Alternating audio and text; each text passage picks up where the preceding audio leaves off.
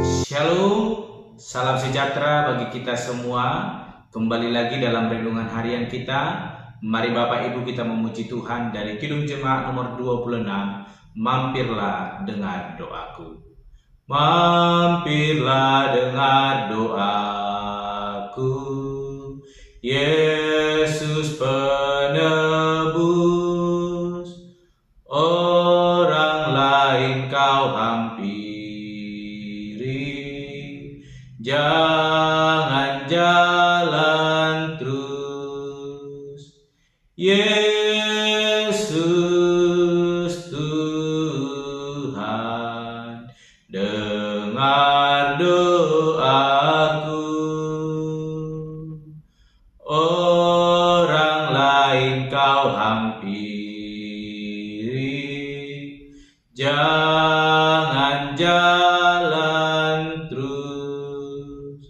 Amin. Mari Bapak Ibu kita membuka Alkitab kita dari kitab 1 Korintus pasal yang pertama ayat yang ke-18 sampai yang ke-31. Demikianlah firman Tuhan dengan perikop hikmat Allah dan hikmat manusia. Sebab pemberitaan tentang salib memang adalah kebodohan bagi mereka yang akan binasa, tetapi bagi kita yang diselamatkan pemberitaan itu adalah kekuatan Allah. Karena ada tertulis, aku akan membinasakan hikmat orang-orang berhikmat dan kearifan orang-orang bijak akan kulenyapkan. Di manakah orang yang berhikmat? Di manakah ahli Taurat? Di manakah pembantah dari dunia ini? Bukankah Allah telah membuat hikmat dunia ini menjadi kebodohan? Oleh karena dunia dalam hikmat Allah tidak mengenal Allah oleh hikmatnya, maka Allah berkenan menyelamatkan mereka yang percaya oleh kebodohan pemberitaan Injil. Orang-orang Yahudi menghendaki tanda dan orang-orang Yunani mencari hikmat. Tetapi kami memberitakan Kristus yang disalibkan, untuk orang-orang Yahudi suatu batu sandungan dan untuk orang-orang bukan Yahudi suatu kebodohan.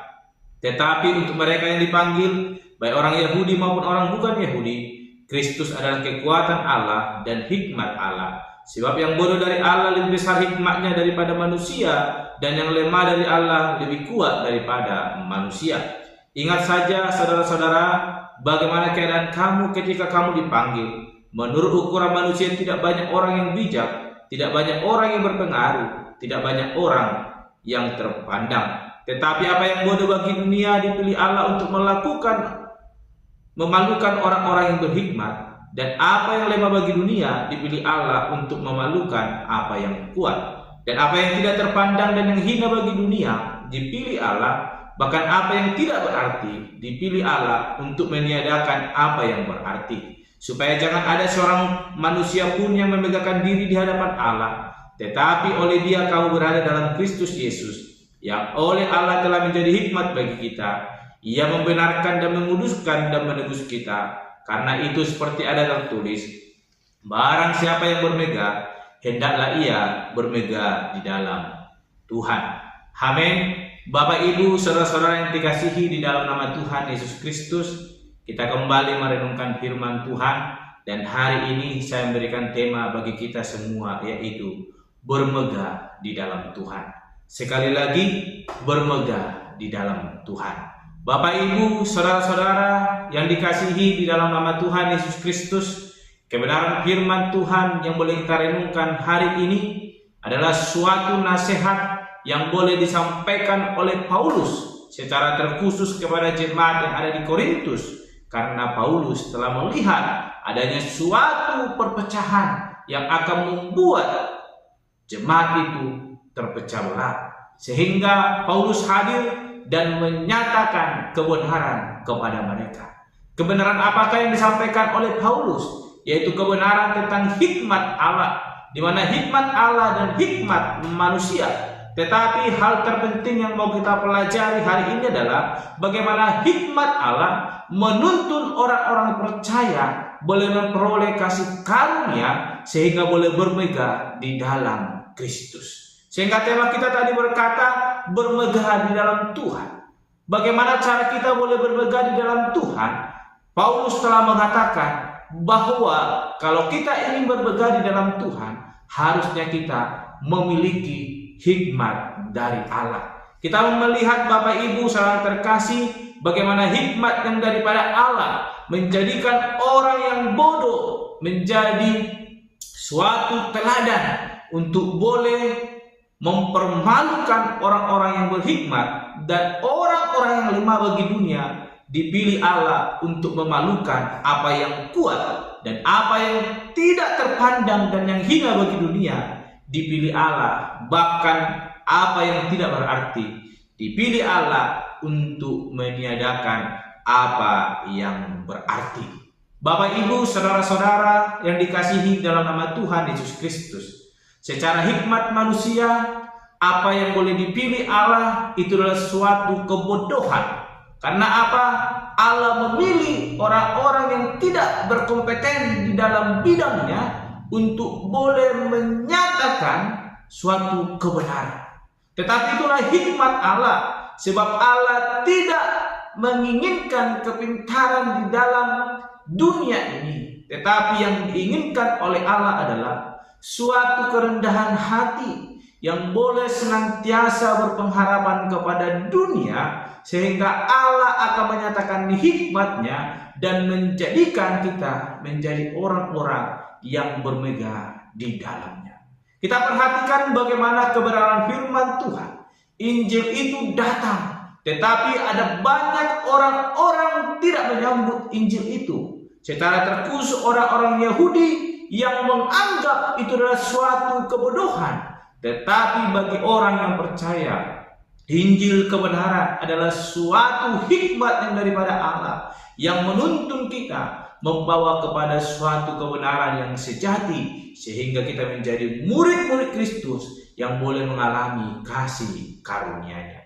Hari ini firman Tuhan dengan tegas disampaikan oleh Paulus kepada jemaat di Korintus, terlebih kepada kita pada zaman ini, supaya kita jangan bermegah oleh karena apa yang kita miliki, namun marilah kita bermegah di dalam Tuhan, sebab seluruh hikmat yang kita miliki semua berasal daripada Allah. Dan ketika kita memakai hikmat daripada Allah dalam hidup kita, maka Allah akan menuntun langkah kita, boleh menyanggupkan kita melakukan yang sesuai dengan kehendak Tuhan Allah. Tetapi ketika kita memakai hikmat kita, maka suatu kebodohan akan terjadi.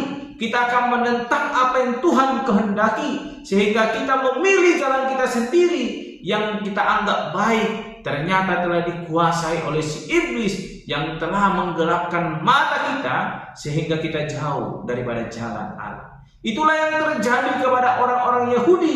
Bahkan banyak orang yang menolak kebenaran itu, sebab hikmat yang mereka punya adalah hikmat dunia yang menolak kebenaran itu. Tetapi kita hari ini yang percaya, yang telah dipanggil oleh kebenaran, hari ini kita diingatkan untuk boleh senantiasa hidup di dalam hikmat yang daripada Allah.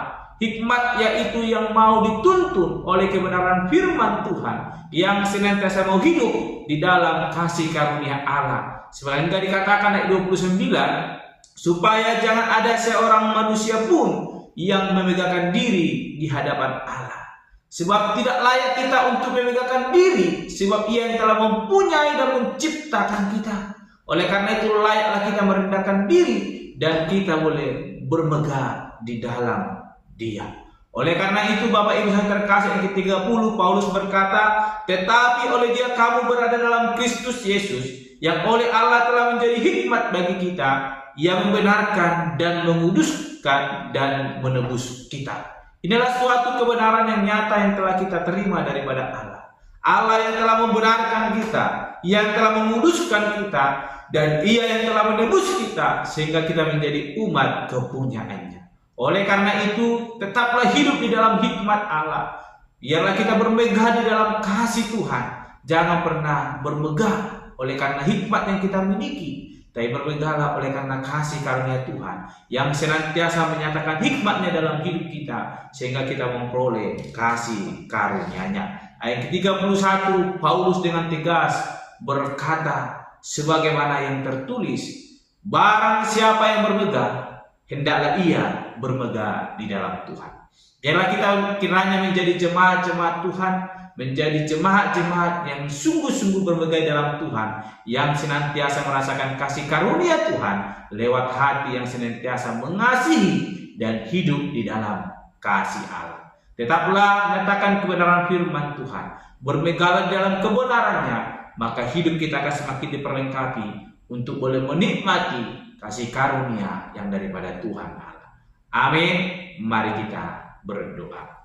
Bapa Surgawi, kami kembali bersyukur untuk kebenaran firman Tuhan yang boleh kami dengarkan dan kami renungkan pada hari ini, yang mengajarkan kami boleh bermegah di dalam Tuhan.